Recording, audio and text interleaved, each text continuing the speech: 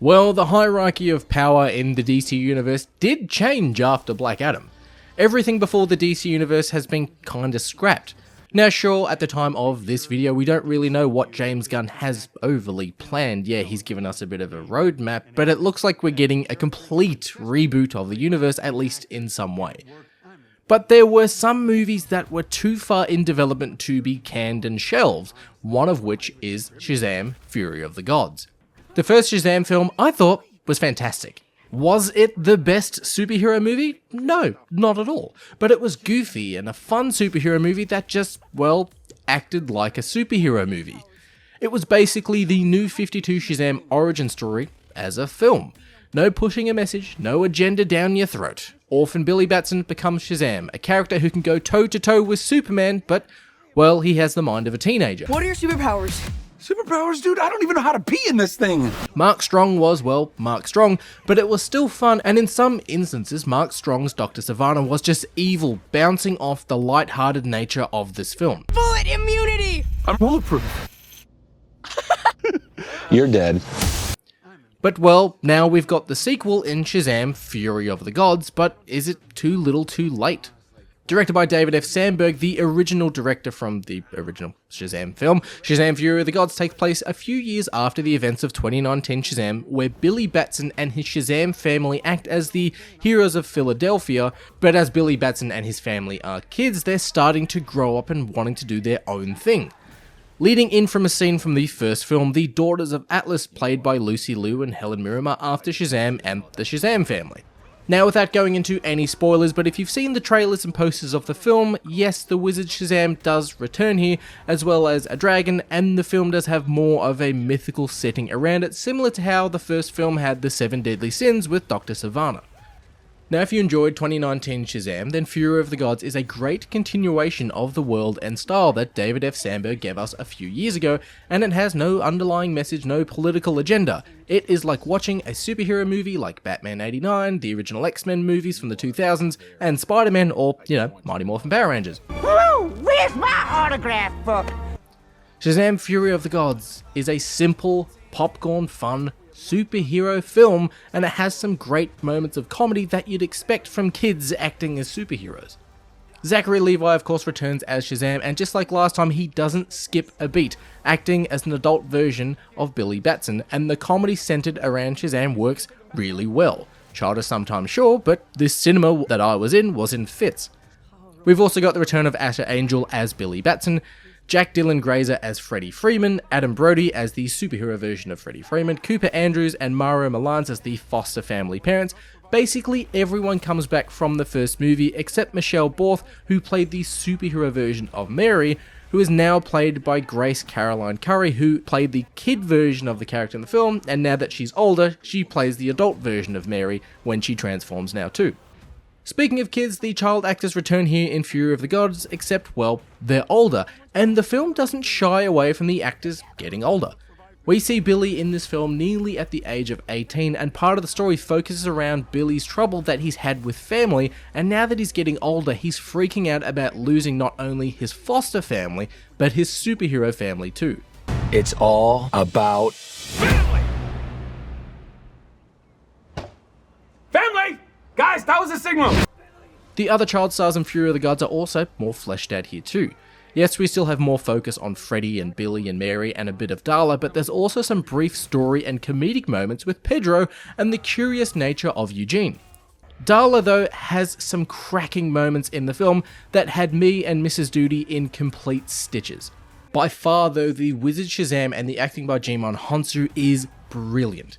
Sure, we've had comedic moments from him in Guardians of the Galaxy and the first Shazam film, but they were more based around his character being a one-dimensional flat style of character and the comedy coming from his dry delivery.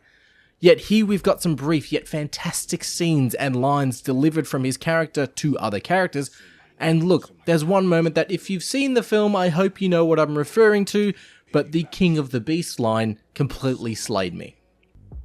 There are some things that I think work against Fury of the Gods though. For starters, yes, we know the DC universe is being rebooted, and who knows who stays and what goes, and it can be frustrating when you love or care about a comic character for a new movie to release and then not knowing what's going to happen with this character. Whether they'll be rebooted, carry-overed, who knows? Also, I think the marketing for this film is a bit eh. The trailers weren't really grabbing my attention, but the announcement of a sequel from how much I enjoyed the first one, yes, I was on board. After Black Adam, yeah, I was excited to see Shazam 2, but the drawcards of Lucy Liu and Helen Mirren weren't dragging me in. But thankfully, I think they're actually pretty good in this film, and I was surprised by how good this movie was after the trailers didn't grab me. But again, I think the marketing might have hurt this film. Also, strange one for me, personally, and again, I'm a nerd, but I can't help notice, but why is Shazam and the Shazam's family outfits different? Now, I really enjoyed the first movie's outfits, and it looked like a great physical representation of the new 52 outfit. But for some reason, they changed outfits here, and they don't explain why the outfits are different, and I wouldn't really think it's a spoiler, but there is a scene from the first film in this movie, and it has been reshot with the new outfits. When you look at characters like Batman and Iron Man, they change their outfits as they continuously need to evolve from the challenges that they've had to deal with. How will it hold up against dogs? We talking Rottweilers or Chihuahuas? Should do fine against cats. Superman's outfit in Henry Cavill's point of view can be pseudo-explained with him changing his outfits in the Fortress of Solitude style setup that he has, and his outfit from Man of Steel to Batman vs Superman wasn't a big change. At least not compared to Shazam's outfits in the first film and the second film. The only reason why I can think they changed the outfits for the film was either merchandising, or to make it a bit more cost effective and easier for the actors to get in and out of their suits. Also, being a big superhero movie, there is a fair amount of green screen and CGI. Now, while Shazam won't have the best CGI out of the DC universe, it isn't anything special here. Now, the dragon looks great, at least I thought it looks great, and in some special effects and CG, characters looked pretty good. But some environments do look a bit strange. Now, if you've seen the trailers, there is a small amount of Doctor Strange-esque world-bending style of magic, and while it is impressive for the story of the film, it is a bit weird. But Shazam! Fury of the God also answers questions or plot holes that I had with the first Shazam film, and subsequently other DC films. Previously, I thought that Superman or other Justice League heroes should have at least cameoed in Aquaman, with the world being flooded by Orm, so maybe show blurs representing the Flash saving people or Superman flying around. I had a little bit of the same thought with the first Shazam film, but the story and the villain scale in that film isn't as big as, say, Aquaman. Shazam preemptively answered this for me when the Daughters of Atlas arrive in this film, and yep, it just worked for me. Finally, not only does Shazam! Fury of the Gods continue and develop the Shazam family, it adds some creative dynamic, and it doesn't break up that team plot point. At the end of the first film, we see Shazam and his family move into the Rock of Eternity. So we see the Rock as it is now, occupied by a group of kids who have now turned into teenagers. There are some Easter eggs from previous movies and some new areas explored in the Rock, and it's definitely fun. But this film also doesn't have that trope that other superhero movies or group of superhero movies have. For example, the first Guardians of the Galaxy film, the end of the film, they are the Guardians of the Galaxy. But at the start of the second film, the group, the band is disbanded a little bit and then they come together at the end. Shazam doesn't have this problem, and I quite enjoy having a set of films where the first film sets up the group, the second film the group works together, and then maybe if they do a third film, you can have a bit of a separation plot point. However, Shazam! Fury of the Gods is a simple, great sequel to Shazam 2019. It's got the same level of comedy, charm, and is a simple, kid-friendly movie.